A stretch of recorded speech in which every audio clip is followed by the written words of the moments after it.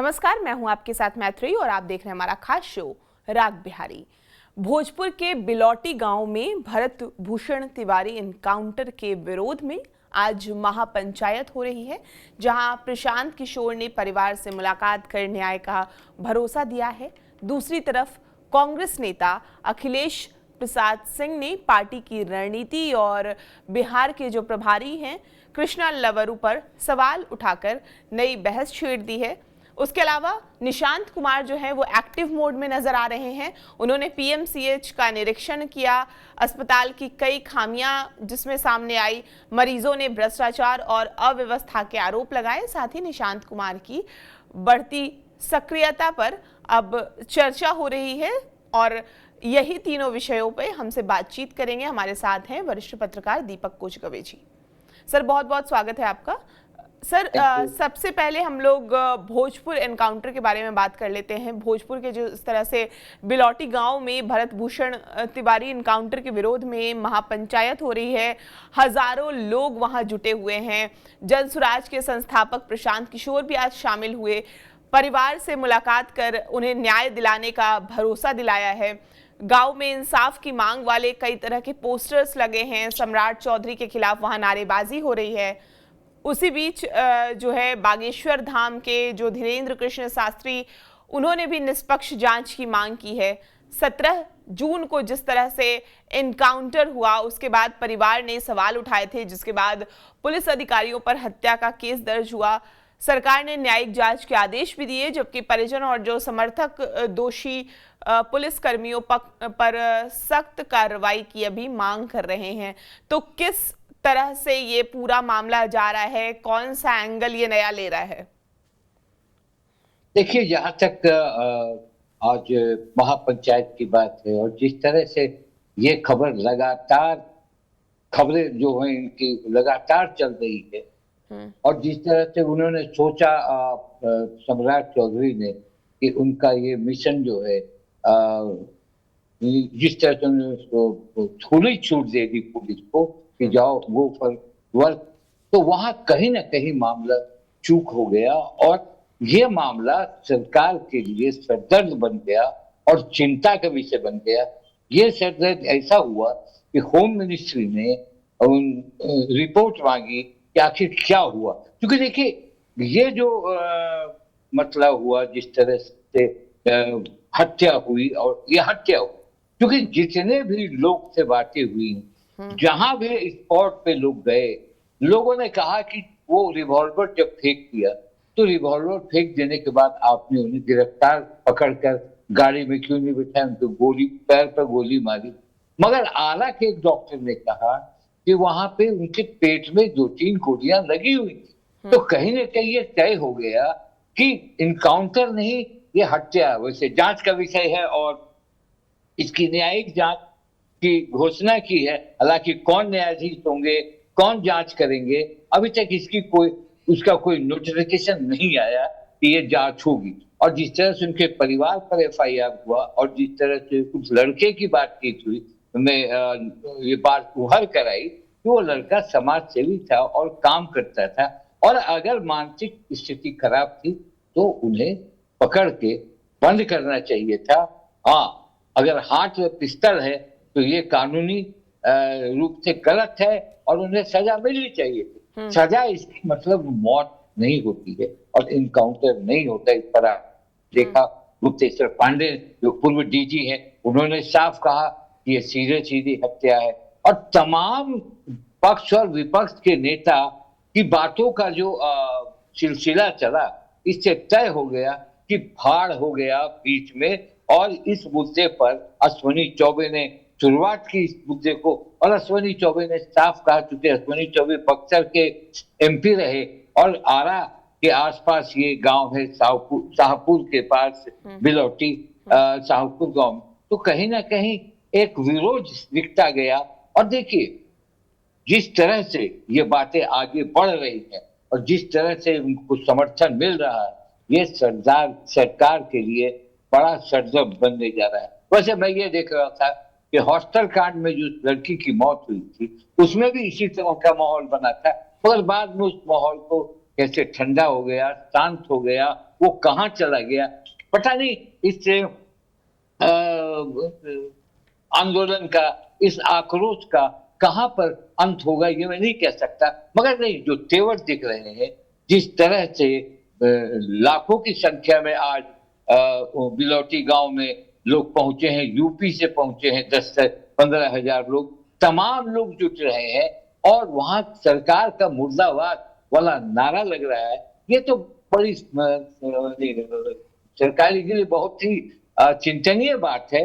और इस जो वोट बैंक है उनका, सवर्णों का, वो वोट बैंक कहीं बिखर जाएगा तो ये एक बिहार में चुनाव के लिए, बिहार में इसको काबू पाने के लिए क्या करेंगे। अब देखिए क्या हुआ, अब पुलिस पर एक्शन शुरू हो, देखिए पुलिस पर एक्शन शुरू हो गया जब मुख्यमंत्री ने कहा कि फ्री हैंड छोड़ते हैं।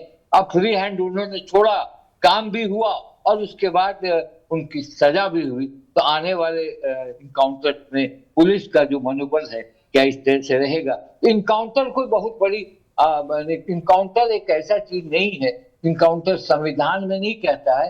इनकाउंटर ये कहता है कि अगर आप पर कोई हमला कर रहा है तो आप आत्मरक्षा में उसको ये कर सकते हैं, मार सकते हैं, मगर ऐसे नहीं है कि इनकाउंटर करके पकड़ के।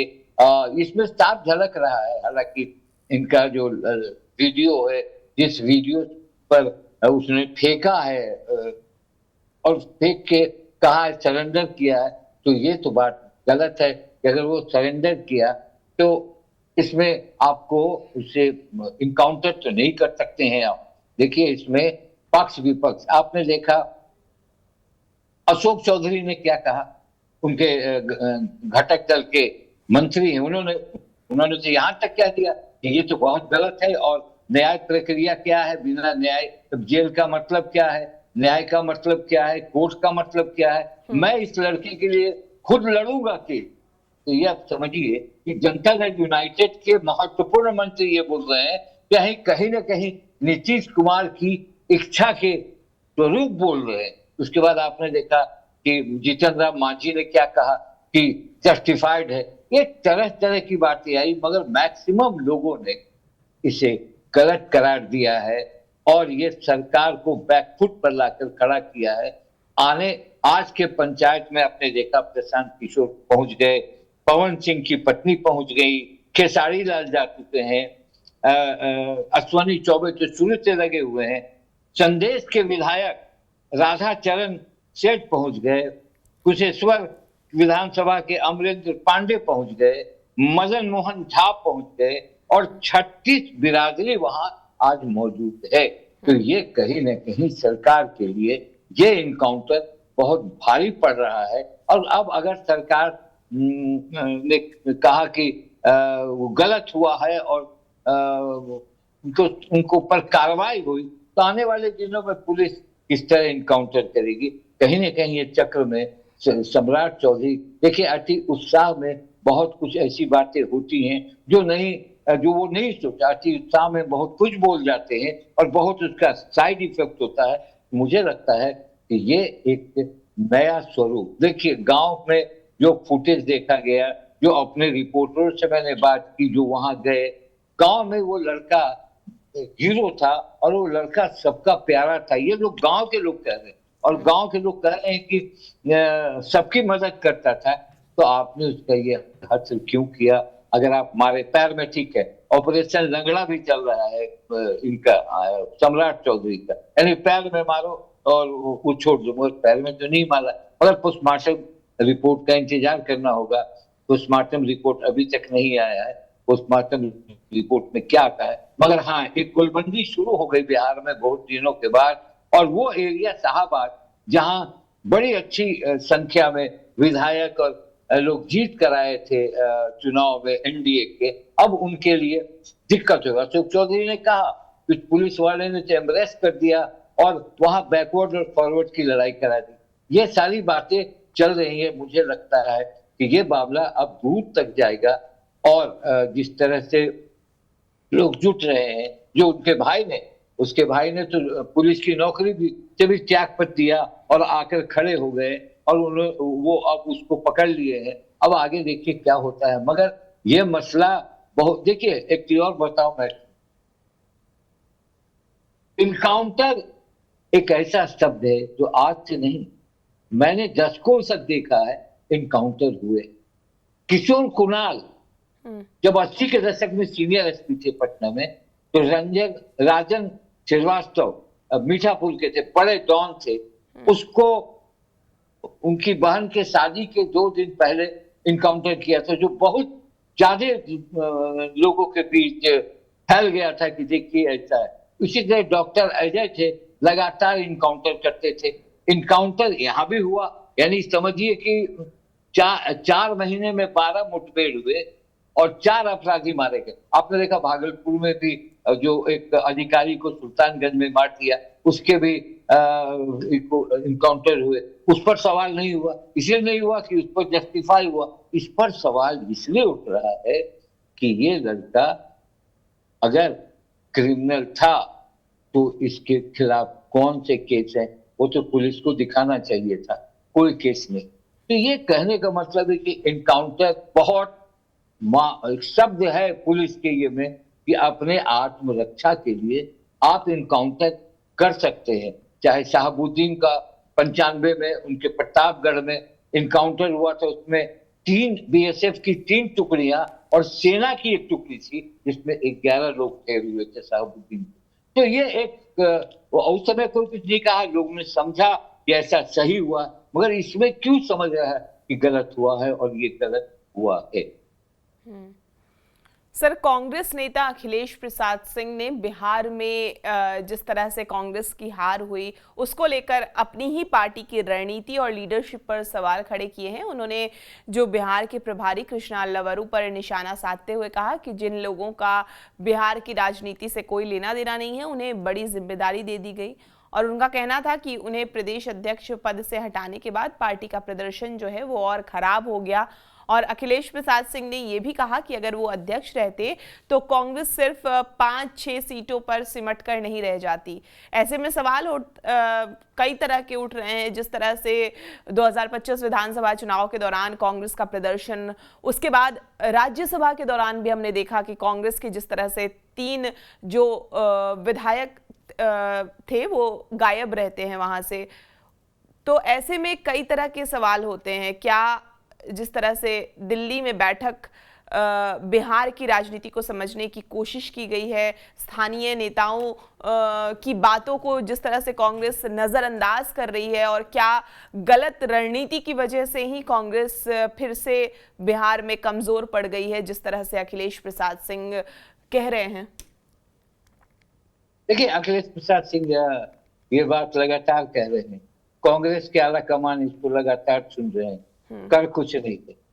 और जिस तरह से अखिलेश एक इम्पोर्टेंट लीडर हैं कांग्रेस के, और वो राज्यसभा के सदस्य भी हैं और प्रदेश अध्यक्ष भी रहे, 2 बार प्रदेश अध्यक्ष रहे, सेंट्रल में मिनिस्टर भी रहे। तो अखिलेश प्रसाद को जब एकाएक हटा दिया गया और राजेश राम को वहां बिठाया गया, तो कहीं ना कहीं अखिलेश प्रसाद की रणनीति थोड़ी ढीली पड़ गई।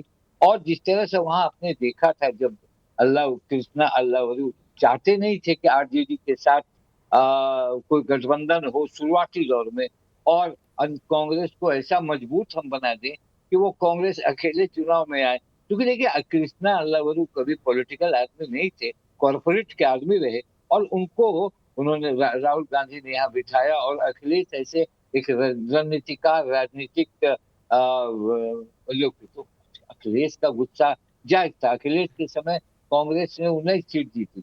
मुझे लगता है कि उस समय 75 या 80 सीट पर कांग्रेस ने चुनाव लड़ा था 2020 में, तो 19 सीट जीती थी, और अब ये सिमट कर 70 लेके 6 पर आ गए।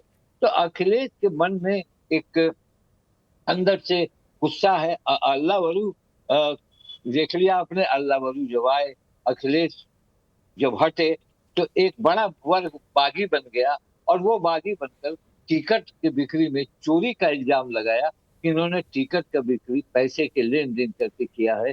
और ये बहुत सदाकत आश्रम में धरना बैठ गए, और वो लोग बैठे जो काफी पुराने कांग्रेसी थे, जिनको अशोक राम ने धीरे से चलता कर दिया था, उनके पावर सीज कर लिए थे, तैयारी नहीं कर पाए। अल्लावरू को बिहार के भूगोल की जानकारी नहीं, ये कांग्रेस की बड़ी गलती है। कांग्रेस कोई भी काम बड़े डिलेड प्रोसेस, अब देखिए शशि थरूर के साथ चल रहा है, वो डिले चल रहा है। आपने देखा सचिन पायलट को जब राजस्थान में अशोक गहलोत के साथ जब उनकी टक्कर हुई, तो वो भी चलता गया, उस पर भी कोई कड़ा निर्णय नहीं हुआ। तो कांग्रेस का ये आला कमान जो है वो बिहार के पॉलिटिक्स को, बिहार के कांग्रेस के पॉलिटिक्स को बहुत गंभीरता से नहीं देख रहा। तो वो तो लगातार लालू के बैसाखी पर रह गए। लालू के बैसाखी पर आज भी है, आज भी 6 सीट है, वो लालू की बैसाखी पर है। तो कहीं ना कहीं चोट तो करेंगे ना अखिलेश। अखिलेश पटना है, पटना का हालांकि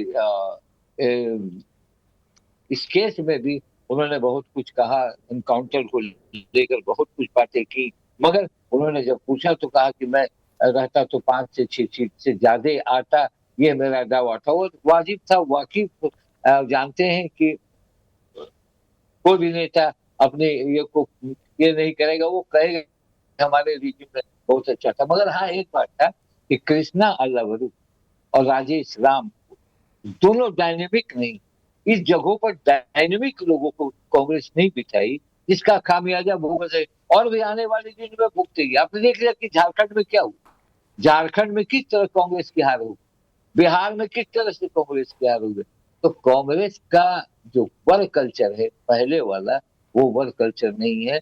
और अखिलेश अभी भी चाह रहे हैं कि जिम्मा मेरे हाथ में आ जाए। चर्चा ये भी है कि राजेश राम को जल्दी ही चलता किया जाएगा, ये बात चल रही है। ये बात मैं 4 महीने से सुन रहा हूँ कि अब उनका चलता किया जाएगा। मगर कांग्रेस के आला कमान जो बड़े नेता हैं उस पर कोई निर्णय नहीं दे रहे हैं। कांग्रेस को एक तरह से आपने देखा था मैत्री कि अशोक गहलोत ने किसके प्रेशर पर आकर एकाएक आए और कहा कि महागठबंधन के सीएम थे तेजस्वी यादव। आपने देखा था वो प्रेस कॉन्फ्रेंस को, मैंने देखा था, और कह के चले गए। तो कहीं ना कहीं ना वर्क है, ना कोई होमवर्क है, ना कुछ है। और कांग्रेस जो है धीरे धीरे श्रिंक करती जा रही है। सिर्फ कुछ इश्यूज को लेकर वो चलते हैं और विपक्ष कमजोर होता है, कभी वो छिटक कर बाहर जाता है, कभी वो छिटक कर बाहर जाता है। प्रणब मुखर्जी से ले लीजिए, अब आप देखिए शशि थरूर को नोटिस जारी किया गया। अरे नोटिस जारी है, जो भी निर्णय लेना है वो ले लेना चाहिए, पर कांग्रेस निर्णय लेने में देर करती है। और अखिलेश उस मौके की तलाश में है, कहा जाए उन्हें फिर से कि आप कांग्रेस की बात जो बिहार में। बिल्कुल सर, बिहार के जो स्वास्थ्य मंत्री हैं निशांत कुमार, उन्होंने पीएमसीएच का औचक निरीक्षण किया और अस्पताल की कई खामियां सामने आई। निरीक्षण के दौरान प्रिंसिपल डॉक्टर नरेंद्र प्रताप सिंह अनुपस्थित मिले और फोन भी नहीं उठाया, जिस पर मंत्री ने नाराजगी जताई और कार्रवाई के संकेत भी दिए हैं। वहीं मरीजों से जब बातचीत उन्होंने की तो मरीज आरोप लगा रहे थे कि एक्सरे के लिए यहाँ पैसे लिए जाते हैं, दवाएं नहीं मिल रही है, जो इमरजेंसी की दवाएं हैं वो भी नहीं मिल रही है। और जिस तरह से पीएमसीएच में दलाल सक्रिय हैं उसको लेकर भी वहाँ मौजूद लोग, मरीज, वो उजागर किए। इस पर निशांत कुमार ने अधिकारियों को व्यवस्था सुधारने और लापरवाही नहीं बरतने की चेतावनी दी है। इस बीच एक 2 दिन पहले ही अगर हम देखें तो योग दिवस का एक उनका वीडियो भी वायरल हुआ था, जिसमें उनके योग करने के अंदाज पर सोशल मीडिया पर उनकी उन पर खूब मजे लिए जा रहे थे, जमकर टिप्पणियां की जा रही थी। तो चर्चा है कि निशांत आखिर इतने एक्टिव क्यों हो गए हैं। जिस तरह से योग दिवस के दिन उनका रंग दिखा और आज फिर पीएमसीएच में नजर आया जिस तरह से, तो दोनों में तो आसमान जमीन का फर्क है। 2 अलग अलग दिन था, अलग अलग अंदाज था स्वास्थ्य मंत्री का, लेकिन कई तरह के सवाल उठ रहे थे। लेकिन अचानक से आज खूब एक्टिव दिख रहे हैं, जिसको लेकर चर्चा हो रही है। देखिए 2 चीज में पूछता हूँ। एक तो निशांत कुमार को ट्रोल बहुत कर रहे हैं लोग सोशल मीडिया में, जो बहुत दुखद है। और मुझे लगता है कि लगातार ट्रोल हो रहे हैं। आप सोशल मीडिया में देख लीजिए किस तरह की एक्टिविटीज है। आप योग वाले मामले में देख लीजिए, लगातार ट्रोल हो रहे हैं। निशांत कुमार जैसे पॉलिटिक्स में आए हैं, नीतीश कुमार की मर्जी के खिलाफ तो नहीं आए हैं, नीतीश कुमार की बिना मर्जी के वो नहीं आए। जहां तक अब आपके कहने का मतलब है पीएमसीएच का मामला और एक बदले हुए चेहरे में दिखना चाहते हैं। लोग कहते होंगे बदले हुए, शांत हैं, बहुत सरल हैं और बहुत जिसको कहते हैं कम बोलने वाले निशांत कुमार हैं, जो ज्यादा बोलते नहीं।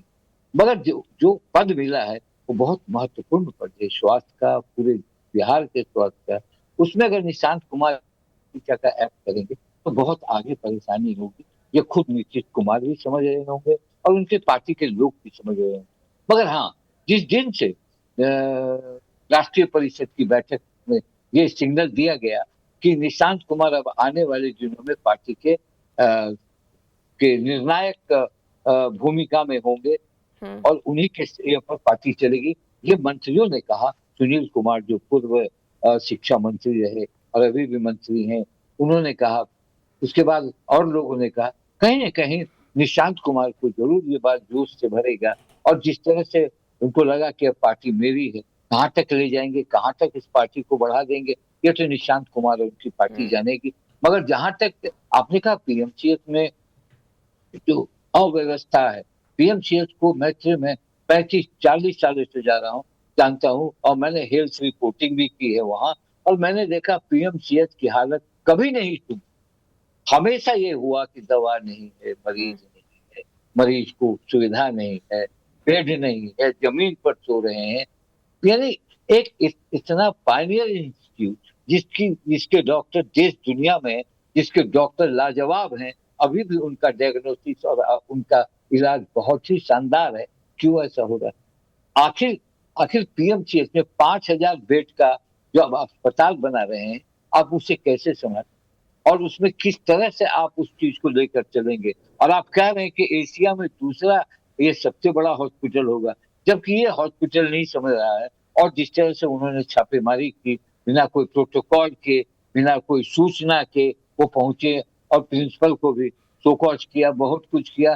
तो एक एक अच्छी पहल है कि अगर आप उस विभाग के मुखिया हो और मुखिया है तो आपको उस विभाग की बात को देखनी चाहिए, समझनी चाहिए और बदले बदले थोड़े लगेंगे।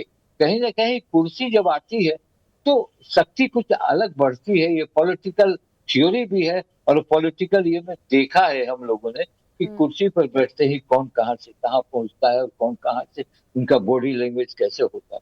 तो निशांत कुमार अब स्वास्थ्य मंत्री हैं और उन्हें पार्टी को चलाने की का सिग्नल मिल चुका है कि अब आपको चलाना है। देर सवेर जब भी वो चाह रहे हैं कि पापा के बाद ये पार्टी मेरी है, ये सब समझ रहे होंगे पापा अभी हैं और पापा जब छोड़ेंगे तो मुझे को लेकर चलना है। मगर इस पार्टी को लेकर चलना बहुत आसान नहीं है। इसलिए नहीं है कि नीतीश कुमार जिस तरह से पार्टी के ये को कुनबे को बड़ा संभाल के रखते रहे हैं, जिस तरह से पार्टी को खराब प्रदर्शन के बाद अच्छे प्रदर्शन किए जाते रहे हैं, जिस तरह से जेलों में घूमते रहे हैं, तो कहीं ना कहीं निशांत कुमार को उसमें आने में समय लगेगा। मैं स्पष्ट बोल रहा हूँ, अभी वो समय नहीं। देखिए, इस मामले में चिराग पासवान, इस मामले में तेजस्वी यादव, इस मामले में अब थोड़े मैच्योर हो गए और उनको पता है कि किस तरह की पॉलिटिक्स करनी चाहिए। इन्हें देर से लॉन्च किया गया तो वाजिब है कि थोड़ा समय लगेगा। हाँ, ईमानदार हैं, सिंपल हैं और अब तो जिस तरह से पढ़े लिखे की बात आप कर रही हैं कि वो इंजीनियर है, उन्होंने खुद हलफनामे में अपना 12वीं क्लास पास करने की बात कही है।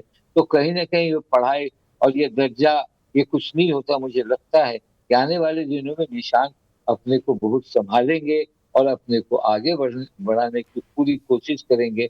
मगर हाँ, एक जिस तरह से उनको ट्रोल किया जाता है, अगल बगल के लोग भी जो होते हैं, जो उनके साथ हमेशा होते हैं, उन्हें भी इस बात को देखना होगा कि ज्यादा अब ज्यादा प्रेस से नहीं मिलते, अब ज्यादा वो अपने काम में लग देखना चाहते हैं। तो ये पावर, जब पावर हंगर हर एक लोग होता है, अब उनको लगा कि हमारा पार्टी हमारे लिए हमको आगे बढ़ाना चाहती है। अब पार्टी का बात हो तो कुछ बदले बदले की जरूर नजर आए। बिल्कुल, आगे देखना यही होगा कि निशांत कुमार को क्या जिम्मेदारी मिलती है और किस तरह से वो उसका कैसे उसको निभाते हैं। बहुत शुक्रिया सर हमसे बातचीत करने के लिए। Thank you, thank you. आपको ये पूरी बातचीत कैसी लगी और इस चर्चा पर आपकी क्या राय है, हमें कमेंट करके ज़रूर बताएं। और बिहार की तमाम खबरों के लिए आप हमारे साथ बने रहें और देखते रहें TV9 बिहार झारखंड।